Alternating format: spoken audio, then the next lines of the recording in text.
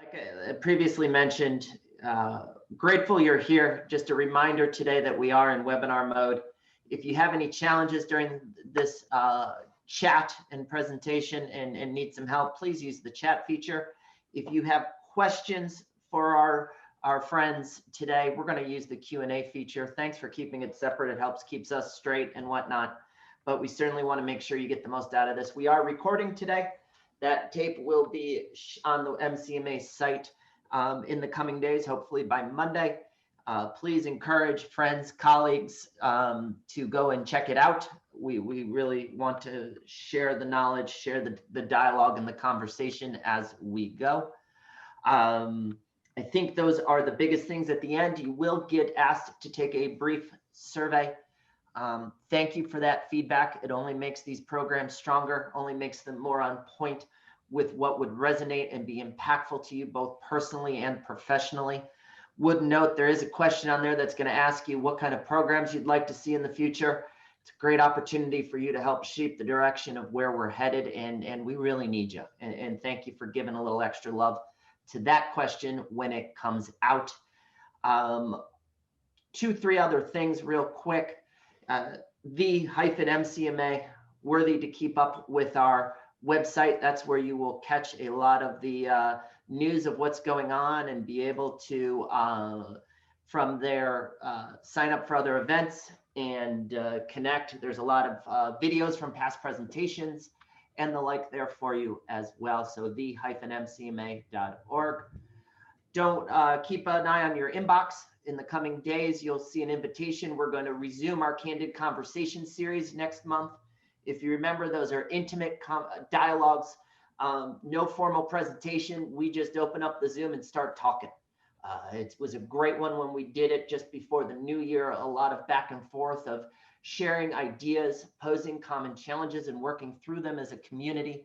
And I think we'll have a great time in that format again. So please hope you'll join us for February's Candid Conversation series.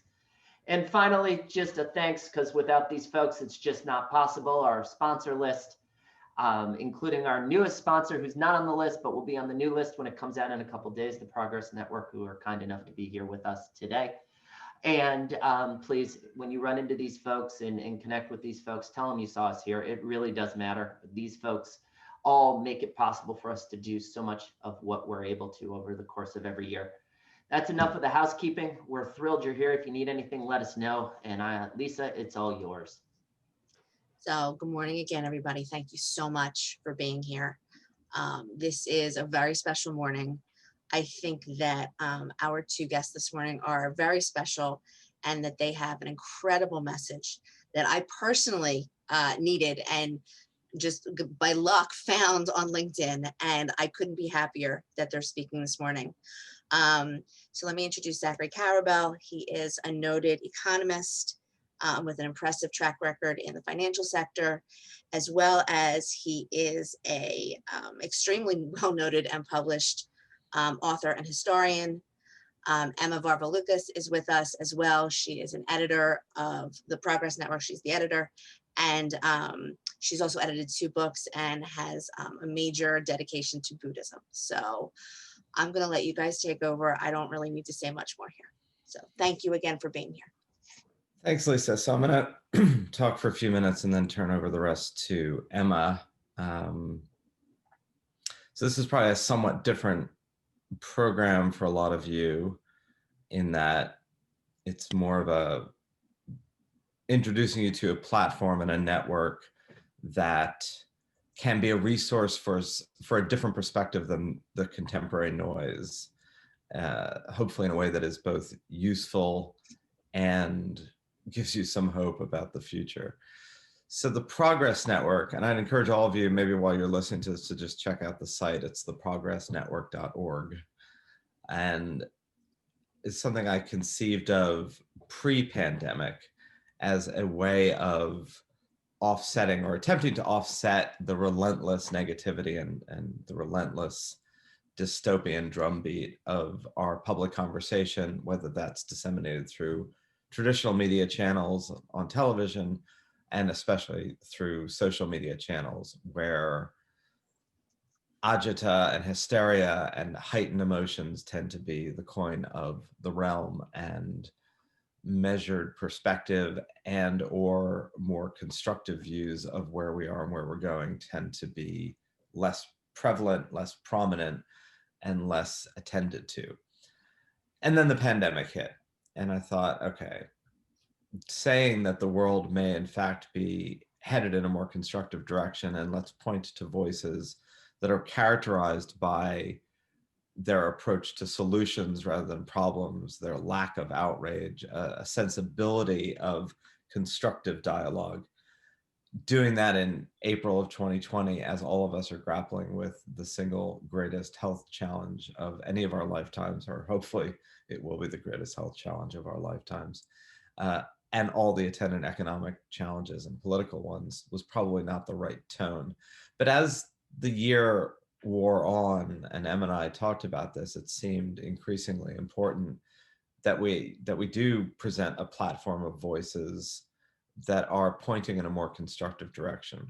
And this started partly from the perspective of, if the world is going to hell in a handbasket, if our greatest fears, certainly pre this week, were in fact going to come to pass politically and epidemiologically and economically and globally, it would not be for lack of voices pointing in that direction and standing on a soapbox and shouting, the end is nigh, or shouting, we have to pay attention to the end is nigh.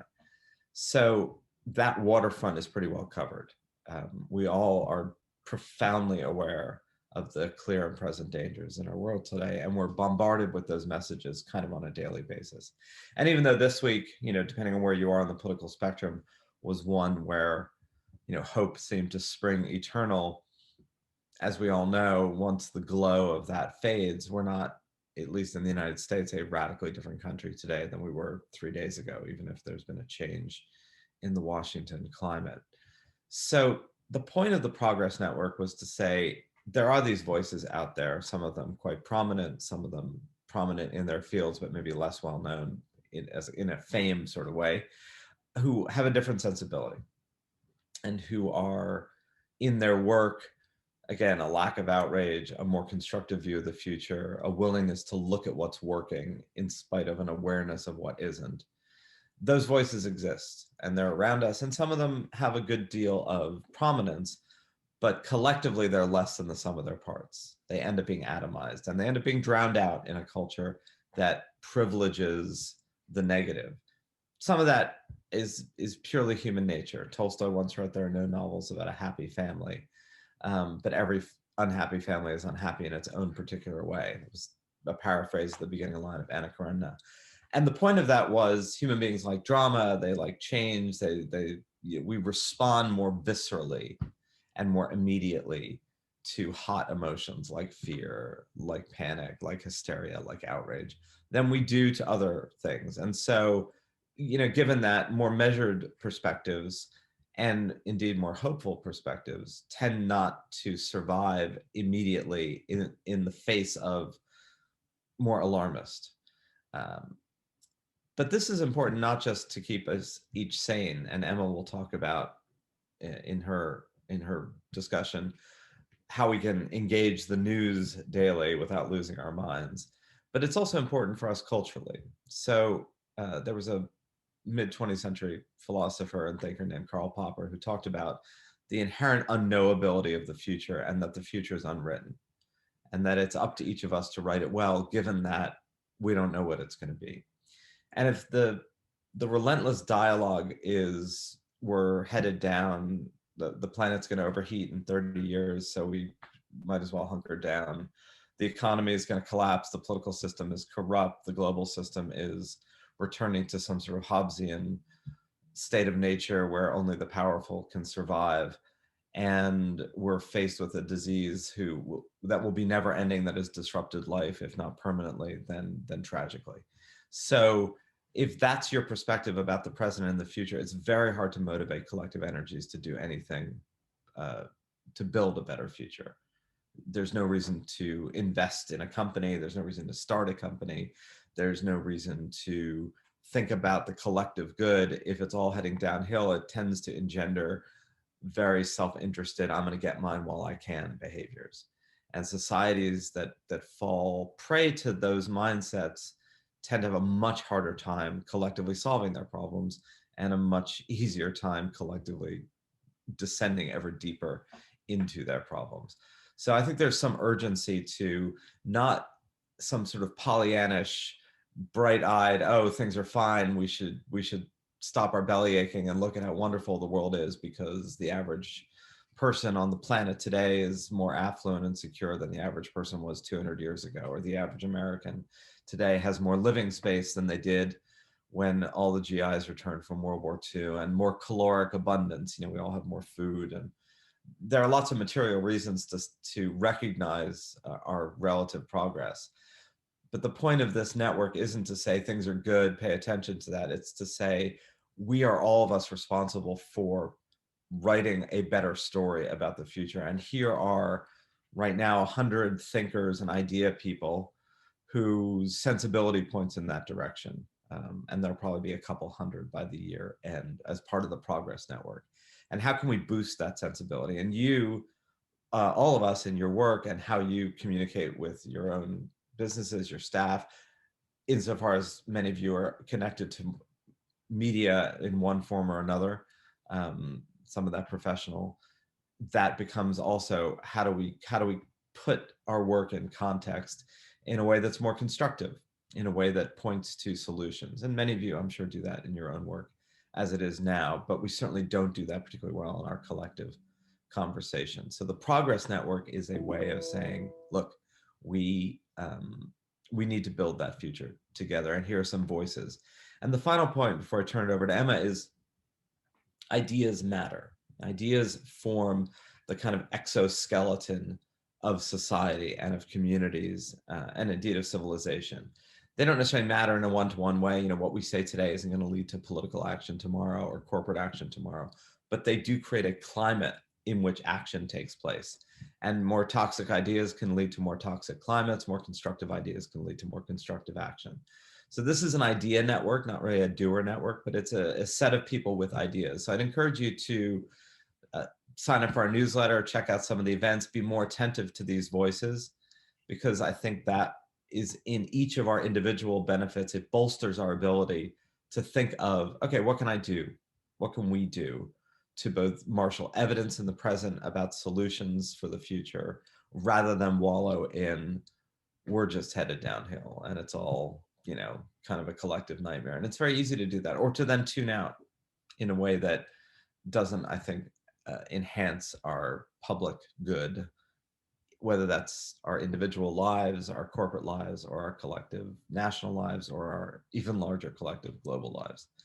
So that's what this is meant to do. It's a boosting of a set of voices. It's creating a network, because the network effect ends up being much more powerful than any one individual voice. No matter how prominent those individual voices are, they will never be as prominent as they would be if they're connected together in a network that itself becomes a touchstone and a reference point. And that was the spirit in which this endeavor was created, and it's the spirit in which we're doing it. And then the question is, okay, how can you apply some of this in a particular way, either to your businesses or your lives? A lot of that's kind of up to each of us and up to each of you. But Emma has some really powerful tools and thoughts about how to navigate a news climate that is, you know, can be enervating and can kind of bring one down, even if this week it's a little more uplifted. I wouldn't hold one's breath about how long the rosier tint of our contemporary discussion lasts.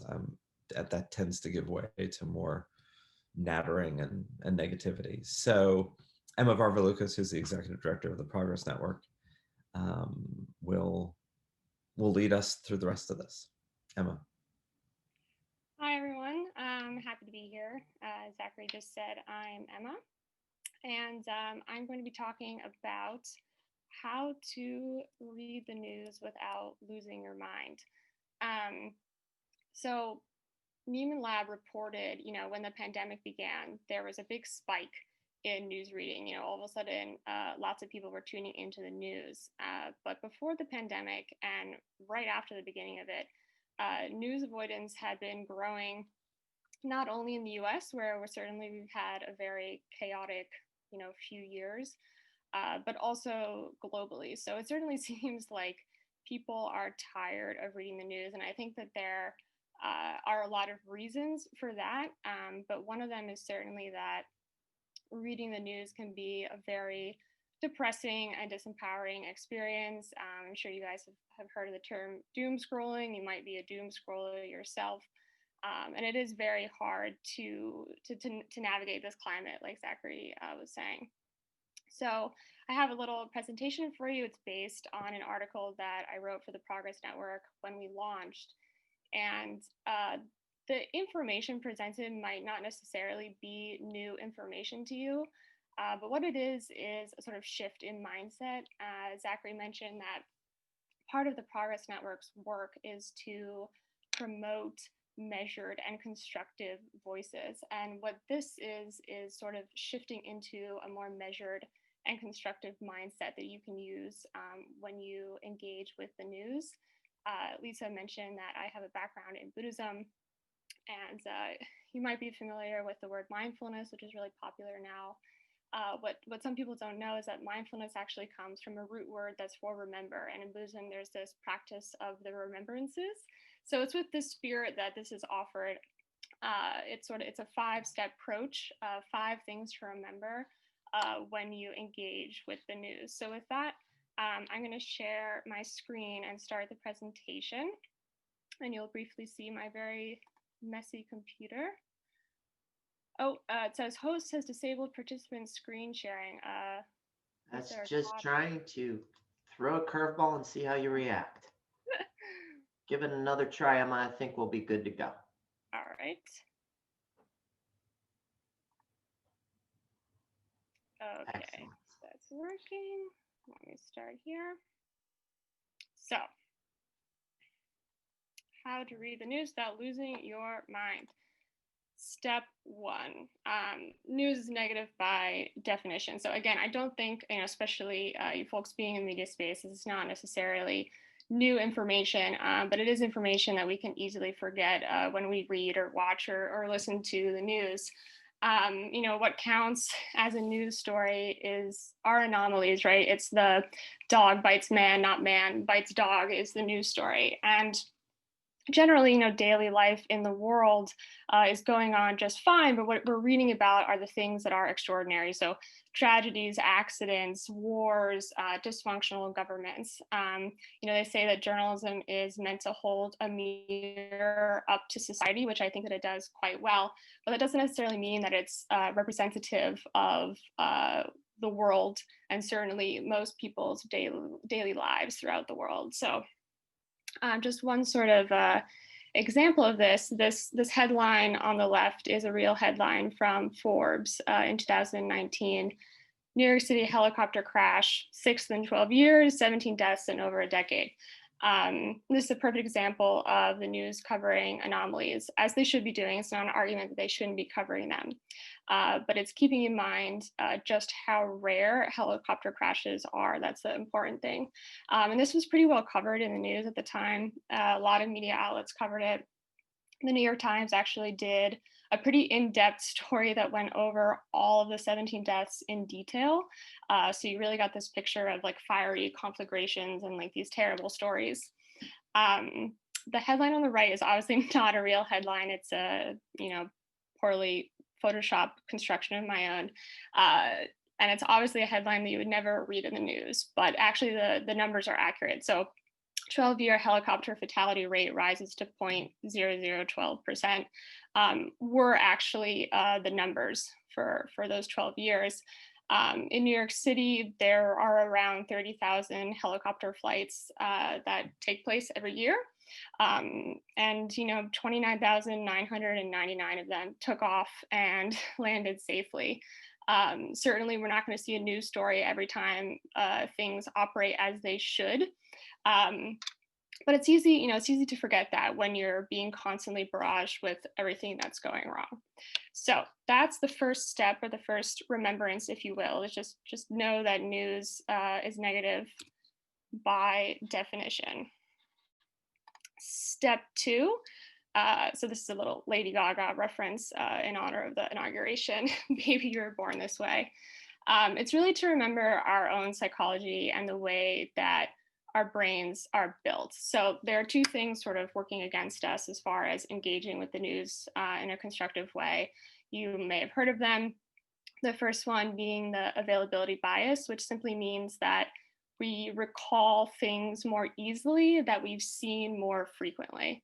And the second one is the negativity bias, which is that we remember negatively sort of flavored things and events much more easily than positive ones. So this is the reason why you might lie awake at night sort of chewing over the criticism you got from your boss, but you don't generally lie awake at night suffused in gratitude about the nice thing that your partner or your kid might have said to you. But how this plays out in the news is that the things that you see most often start to color your perception of things that you might be afraid of or things that you feel like are of heavy concern. So just to illustrate this, since a picture is worth 1,000 words sometimes, these are the number of deaths by cause from 2017 from a really, really wonderful website called Our World in Data. And as you can, clearly see here, cardiovascular disease is a much, much, much bigger killer than things that you would normally see in the news, like terrorism or natural disasters. You can see at the bottom here, those are actually our bottom two.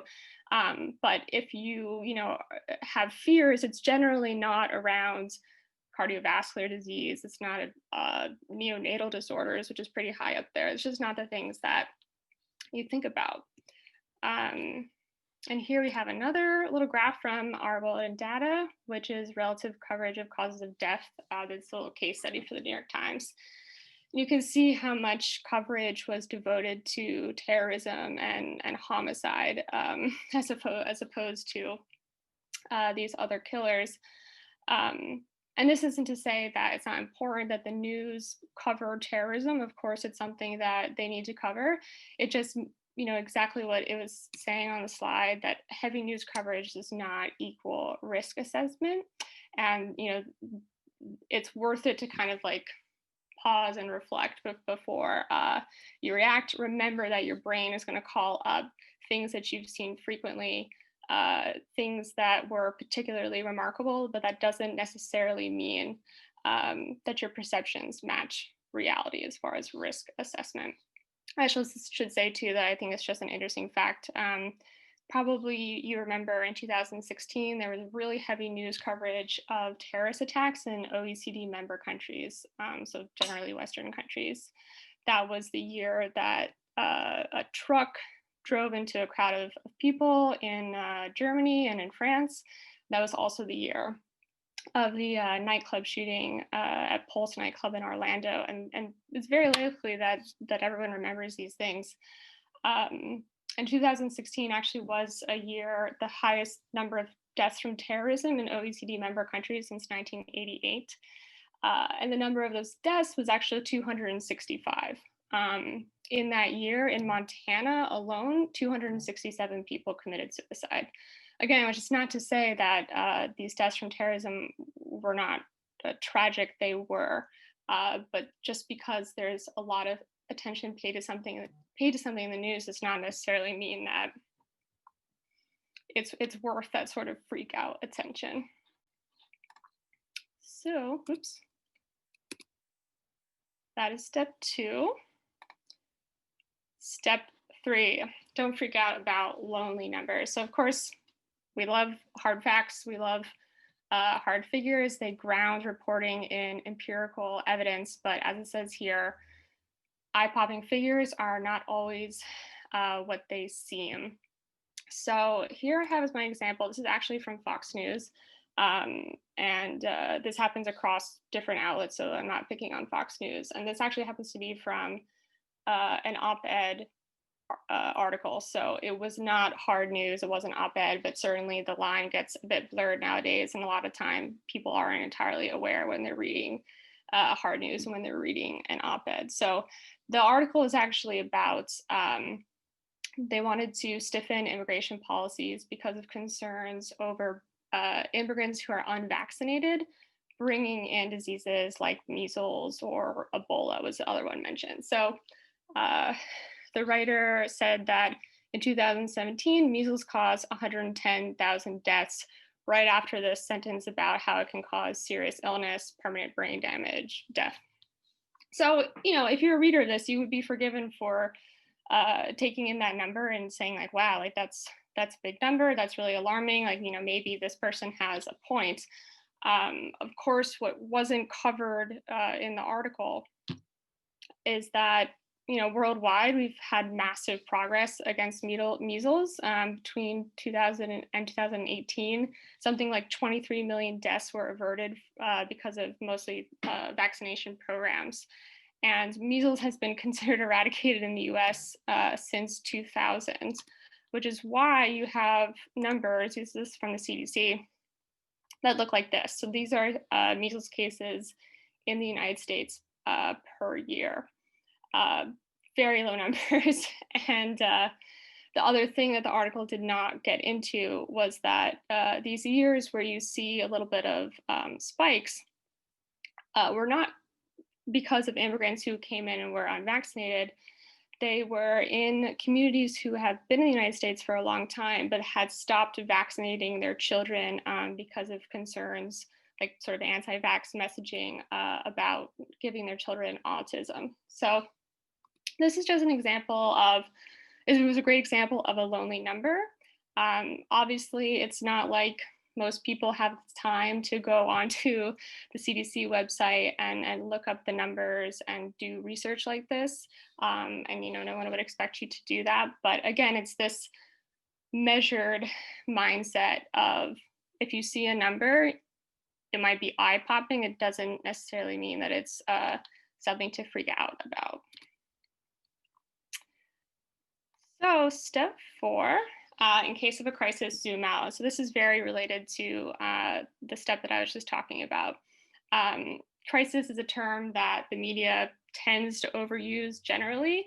I did a little experiment, I think it was last year, and I wanted to see all the different places where the word crisis was being used in one particular week in news coverage. And it was something like, crisis, there was a crisis in Trump's re-election prospects, which really did turn out to be a crisis. The crisis in Israeli bacon, crisis in avocados, crisis in Canadian national unity. I mean, it's a long laundry list of things. And of course, some of these things are worth our concern, but others of these are certainly not rising to the occasion of using the word crisis. Another thing is that even when numbers are being used, oftentimes we're very focused on the immediate term or the short term. So the example I have here is from 2018. Oop, there you go. You might remember there is a decent amount of news coverage about a nicotine epidemic, were the words that were usually being used, which pointed to the rise of numbers of teenagers using e-cigarettes, so vaping. And it wasn't wrong. I mean, certainly there were rising numbers of teens vaping and using e-products. But what the story kind of left out is that along with this rise of vaping, tobacco use across other tobacco products like cigarettes were all still going down. So there was still overall a net loss. Kids were smoking less than they were in previous years. It's just that they were switching sort of onto new tools. And in the zoom out sort of narrative, as you can see here, this is also from the CDC, I think. From 1996, there's been just a complete steady decline in middle schoolers and high schoolers smoking in general. And, again, this is just, similar to what we were saying about terrorism. It's not that the fact that teenagers are now vaping doesn't deserve attention. But it's a problem that is probably best dealt with a measured response and not this sort of like, oh my gosh, we're in an epidemic and our kids are becoming smokers again and this, that, and the other thing. Actually just came out in Fast Company, I think yesterday. There's a study that came out that today's generation is generation of kids is the healthiest, safest, and most risk-averse generation in modern history. So the kids are doing all right. And again, just like I was saying about, the measles example, certainly not everyone has the time to dig into the facts and figures about this. But you can always keep in mind that in case of a crisis, there is often, a long-term narrative. And I should say too that if the long-term narrative is one of crisis, I mean, certainly that is worth paying attention to. And we're on the last step, step 5, which again, this is like the first step. You know this instinctually, but it's worth sort of calling to your mind and remembering before you engage with the news that change has happened, but it happens at a much slower pace than breaking news does.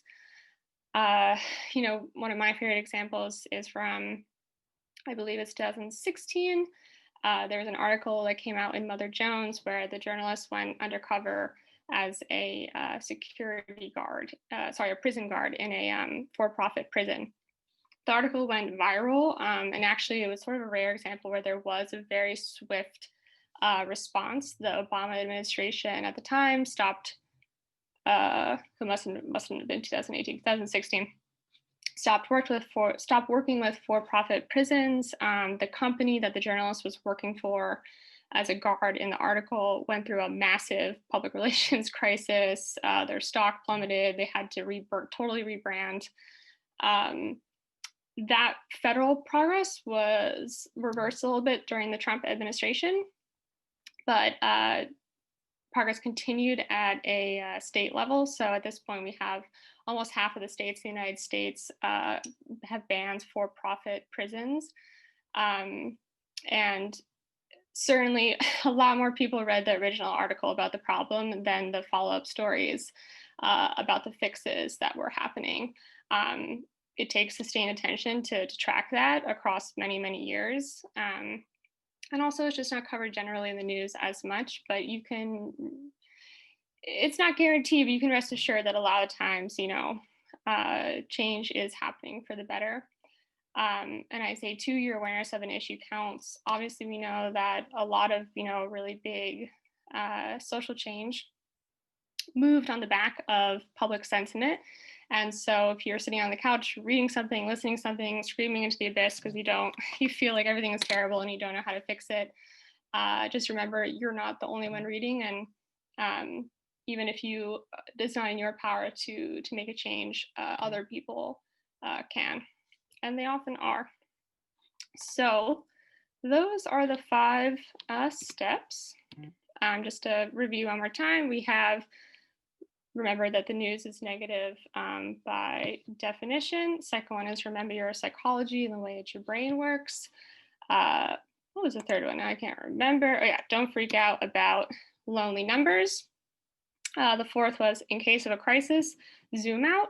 And the 5th is change happens just at a slower pace than the news. So, this presentation, like I said, is more of a mindset shift. It's not really designed there's to change your reading or listening or your watching habits per se, only because a lot of what I was finding out there when I was writing this article in the first place, their solution was just to disengage with the news, which I don't think is really a solution at all. I mean, certainly if it's really affecting mental health, there's no problem with pulling back, but disengaging entirely, I don't think is a good long-term solution for a functioning society and a functioning democracy. That being said, we do have our newsletter that Zachary mentioned. You can sign up at theprogressnetwork.org/newsletter. And, a lot of the news is focused on what could go wrong, what is going wrong. This is a little dose of the opposite. It's called What Could Go Right. And we share sort of like it's an intelligently positive view about what's going on, shares the ideas of our members, those people in our network who are measured and constructive voices, shares their ideas and what they've been writing and doing. And it also shares stories of progress worldwide. And certainly some of these things are not very well covered in the US media. a couple examples that you might have heard, you might not have heard. Kazakhstan abolished the death penalty last week, and Dominican Republic just banned child marriage. So there are good things happening out there that don't necessarily get in front of our eyeballs. That being said, we have had a very chaotic few weeks here in the US, so there might be a good reason for that.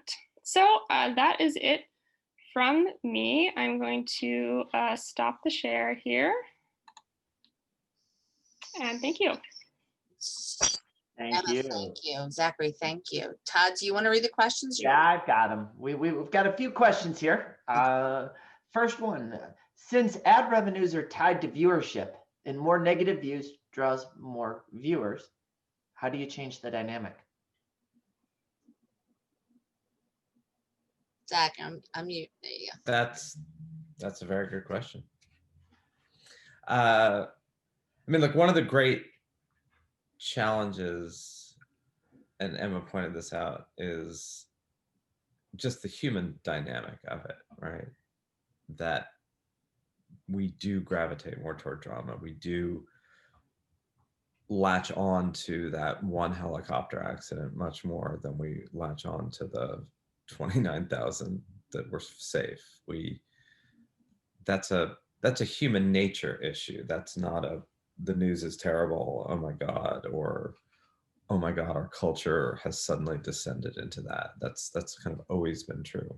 I mean, if you think about the writing of history, right? History is a kind of a relentless story of war and death and conquest and, marriage and death and birth, but it's not a story of stasis. It's not a Southern California weather report. Today will be sunny and 75. Today will be sunny and 75. So there's that to fight against. And I don't have the perfect answer to what do you do about that dynamic? And we are grappling with that and trying to launch this and promote it and magnify it.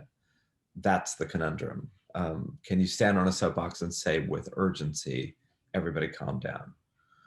And I think to some degree you can. And what we're trying to do is to create little proof statements that intelligent, edgy, optimistic, or constructive news commentary analysis can hold its own, at least in the midterm, against, oh my God, Chicken Little, we're all falling apart. Maybe not in the moment. And the ad revenue question there. And I guess the final thing, and I'm sure Emma has some thoughts about this, is look at the growth of podcasts over the past couple of years and the massive investment that Spotify and Amazon are doing on podcasts. Podcasts are generally long form, digressive, measured, slower pace, slower than most TV shows, way slower than your Twitter account or your 3.5-minute CNN segment. And the massive growth of podcasts in multiple areas, to me, suggests that there's a huge appetite for a different cadence and a different way of looking at things, and a more, let's take a step back, let's slow down, let's look at things a little more, with a little more nuance or a little more depth. And there's no way that you could have these billions of hours of podcast listens if there weren't a hunger and an appetite for that. So that too is, and I think we're gonna move at our, pebble into the podcast pond during the year as well, just to see where that goes. I mean, it's so prevalent right now, and so many people want their content that way. And it's such a good way to get it when you're not tied to your computer, and the fact that it's portable. I think that makes it so much more widely available to the public. And I think it's a great idea, especially trying to get this message out there. It's huge. So the next questions we've got kind of. Well, actually, did Emma had something on that first? Oh, Emma, please, sorry. No worries. Two quick things. One is that as far as like sort of the institutional journalism, actually three of our members are part of this organization called the Solutions Journalism Network. And what they're trying to do is change the climate of journalism to not only cover problems, but to cover solutions, just like the name suggests. And they have a tracker online called the Solutions Journalism Story Tracker that covers this type of journalism. And you can learn, exactly what that looks like. And one thing, I was talking to Tina Rosenberg, who is one of the co-founders of the organization. She writes the Fixes column for the New York Times, which is a really great column if you aren't familiar. And one of the things that she said, like as a news reader that you can do, news organizations pay attention to what stories people are reading before they subscribe. So if you read a story that is an example of this kind of constructive solutions journalism, or even if it's just an example of like the cadence that Zachary mentioned, maybe something a little bit more nuanced, thoughtful, slower, or in depth. If you choose to subscribe after that, people are paying attention. If that happens in enough numbers, that that could be an exciting prospect. And also, just to add to Zachary's great example about podcasting, I think that newsletters too, which are getting so much attention right now, but they are kind of exciting in that they're offering people an opportunity to break away from these really large institutions that can't move quite as nimbly.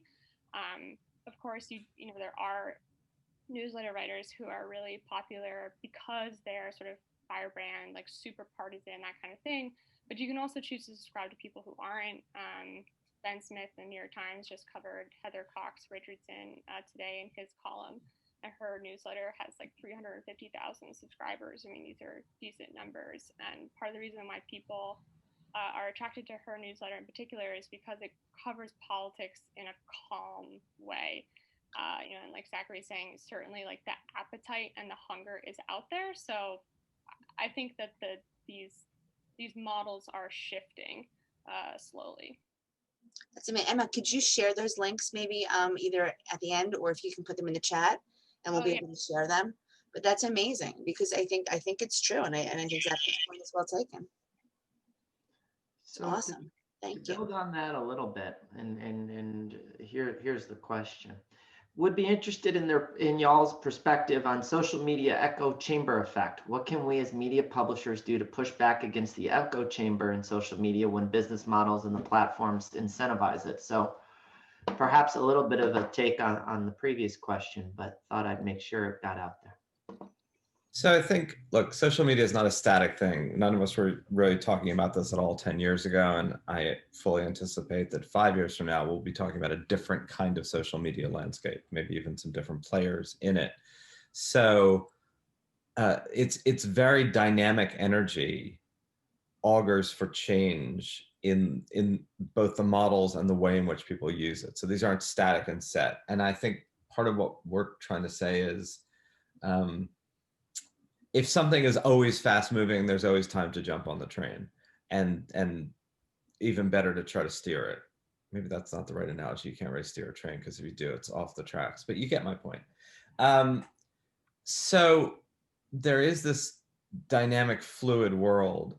And as we just talked about a little bit with newsletters and podcasts, it's clear that the model as it currently exists certainly doesn't either suit or serve everyone.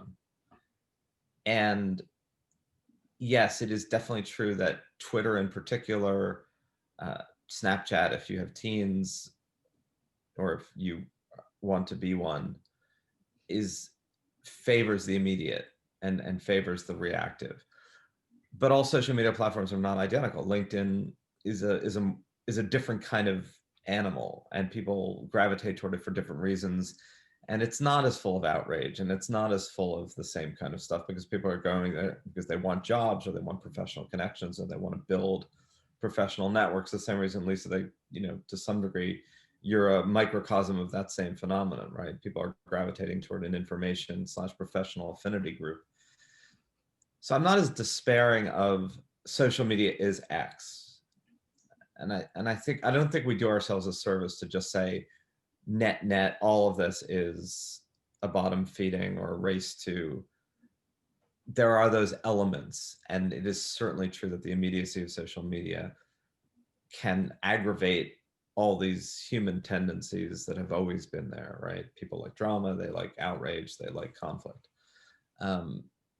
These tools can augment that, maybe even hypercharge it at times. But on the other side, they do provide just a massive opportunity for reach and scope and scale. You know, the stuff that we're doing, we launched Progress Network 3 months ago. We've had 2 events so far, each of which, when you add up the amount of people between live events, listening, C-SPAN did one, had well more than 1,000 people listen to them. There's just no way we could have launched an organization with, you know, Emma as the executive director and people we contract with, and had 1,000 people show up at an auditorium in New York City or Philadelphia or Baltimore, anywhere. It just, you know, the ability to kind of go from 0 to X being a large number, is much augmented by these tools. And that's, I think, quite a positive thing if you can use them well. I don't know if that did that. I think that answered it somewhat. I think so. I think Matt will work with that. Sounds good. How much is too much news? Is there a time of day to shut it off? Emma, I mean, I think that you're on. depends. Can you hear me? Yeah, Yep. you're a little. I think that depends on each person. I think certainly if you find that it's like negatively affecting your mental health to an extreme degree, or you find that you're forming addictions and attachments to it that feel unhealthy, you know, I have seen advice online that's like, you know, limit your news intake to a certain time of the day, like if you just want to check it in the morning or the evening. But I don't think that you can really overdo it on news, as long as, again, you're not exhibiting these sort of like addictive, negative, toxic traits. And I think that you're smart enough to know, you know, yourself when that's happening. For me, like, I don't watch cable TV actually at all. I haven't had a cable TV subscription in 10 years, maybe. That's in part just because I find watching the news on TV to be like a very sort of assaultive experience, like more so. It's just easier for me to intake this information reading. But certainly, like, there are people who love cable TV and can't live without it. So yeah, I mean, I think I would just follow the general advice here too of like, it's probably not best to watch TV like, you know, an hour before going to sleep. It's probably not best to get yourself really worked up about a particular article at 10 o'clock at night. Yeah, I think it's got to be an individualized plan. And I would add to that, if you are an avid news consumer or user or digester, always force yourself to look at publications you haven't looked at before, or news that isn't part of your daily routine. And that means if you're on the left, you know, take the plunge, check out Breitbart, go to the Washington Examiner, go to the Free Beacon, you know, read something that's out of your comfort zone. Read the English version of Le Monde, go to the South China Morning Post. If you're a guy and all you do is, you know, ingest political news, look at People, go to Us, you know, go to Cosmo. If you're a woman who likes to read a lot about whatever, you know, fashion, entertainment, go to the South China Morning Post. I mean, like everything is everything. If you're of race X, check out publications that are geared toward race Y. And the point of that is there is a lot out there, but we all get into our grooves. And I think part of the problem of news feeling relentless is if you're reading the same set of sources, they all have their own particular cadence and they all have their own shtick. And I mean, that's separate from their substance, right? Their shtick is separate from their substance. Their shtick is what they do, how they build their brand, how they, you know, engage advertisers. So, you know, go to GQ online if all you do is read The Hill and watch C-SPAN, and then, you know, vice versa. I think that's really, really important. That's great. That's a great suggestion, because it's, you know, Emma's article, you know, the original one is still How Not to Lose Your Mind, and the suggestions on, you know, the steps to monitor it. And I love the variety idea. I think that's awesome. And I think those are things that we can really share with the members. And it's amazing. Todd, do you want to read the other Yeah. question? We actually have 2 left. Okay, cool. This is a question. The sheer scale of misinformation that spreads through social media and elsewhere seems incredibly challenging in the sense that these sources go largely unchecked, and there's questions to the degree of which they're held accountable for what they do. How can we as interested citizens and as a larger society as a whole contend with this? I think I would say on that, one is read everything critically. So check facts against other sources. The other part of though is back to what I just said about reading things out of your lane is, not everything that you think is wrong in perspectives that you don't agree with is wrong. And not every question, right? There was, at least in my view, clearly a big lie about the election being fraudulent. But there were within that big lie legitimate awarenesses that people had about just the chronic messiness and chaos of how we run our elections. So you don't want to kind of throw the baby out with the bathwater. Not every lie is filled with only lies. And you have to be careful about that, right? It just means even some misinformation has seeds of legitimate information. Even some lies have seeds of legitimate issues.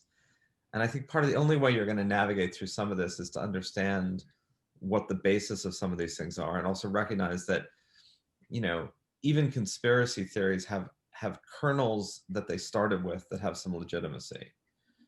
I'm not saying go down a rabbit hole and that, everybody here should suddenly subscribe to QAnon and sign up for Telegram. I'm just saying there's a danger in dismissing as misinformation everything that you don't agree with. And even if you looked at like the Washington Post and CNN's fact checker over the past years of, checking Trump's truth or falsehoods, let's say 80% of that were in fact just factually wrong statements. But some of what was called misinformation was simply different perspective or legitimate issues badly framed. So I would encourage, to be careful about everything, including your own affiliation group calling something misinformation. I think too, I would add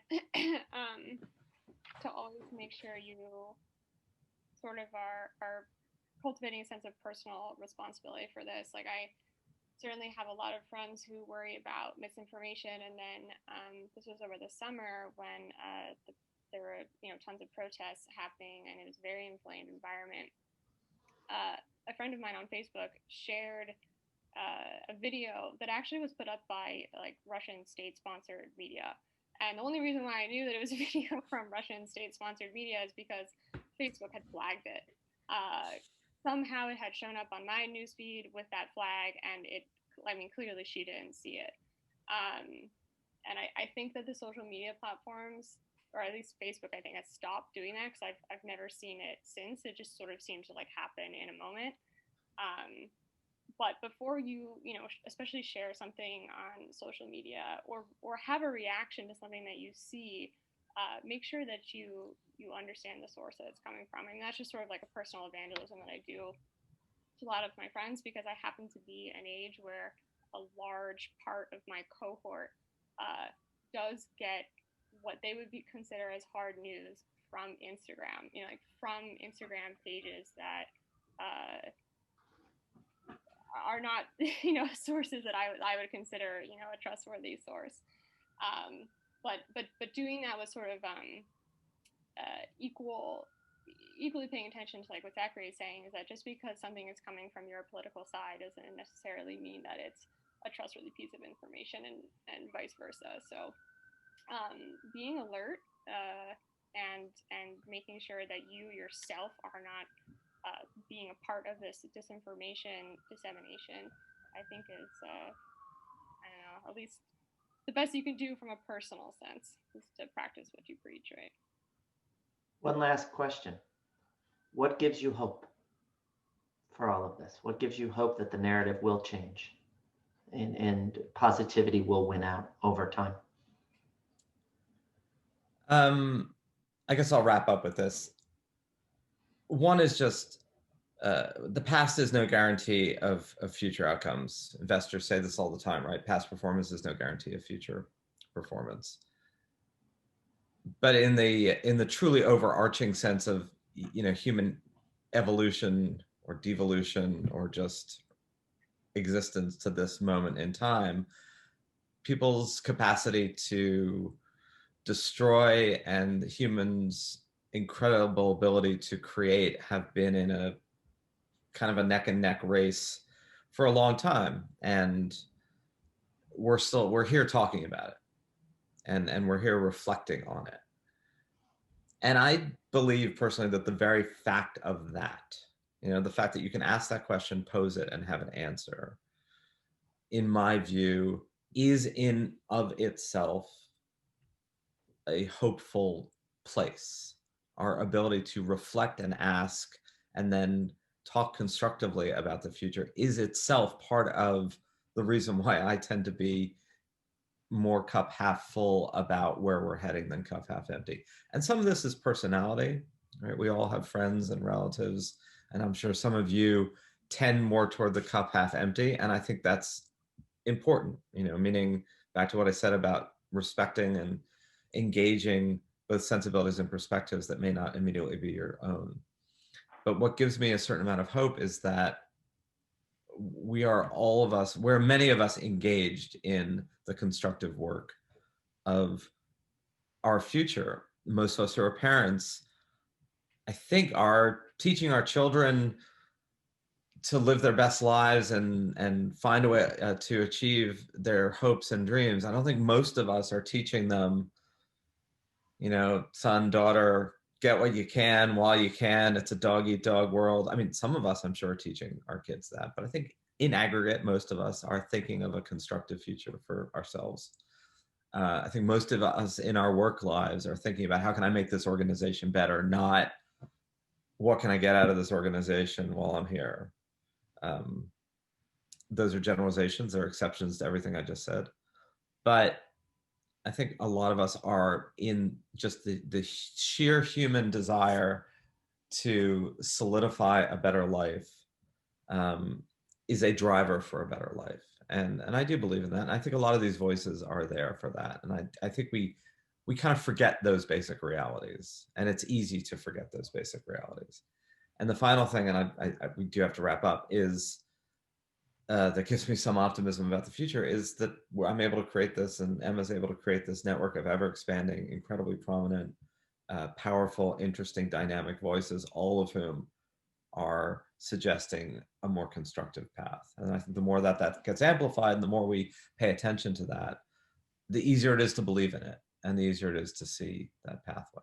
So anyway, I want to thank you so much for hosting today, to Doug, to Todd, and to Lisa and Sammy. I want to thank, as always, Emma, who's been absolutely incredible and is leading this in a incredibly dynamic fashion from an apartment in Athens, which is just itself a sign of our fluid, strange world. But we're here for any questions, and theprogressnetwork.org, and I think there's a way to reach out either through the newsletter, or there's an email button on the site if you need more help, or through Lisa, or any of the above. Yep. Thank you, Emma. Thank you, Zachary. Very much appreciate this. Looking forward to seeing everyone in February for our Candid Conversation series, and hope you have a wonderful weekend. Take care. Thank you again, guys. Bye-bye.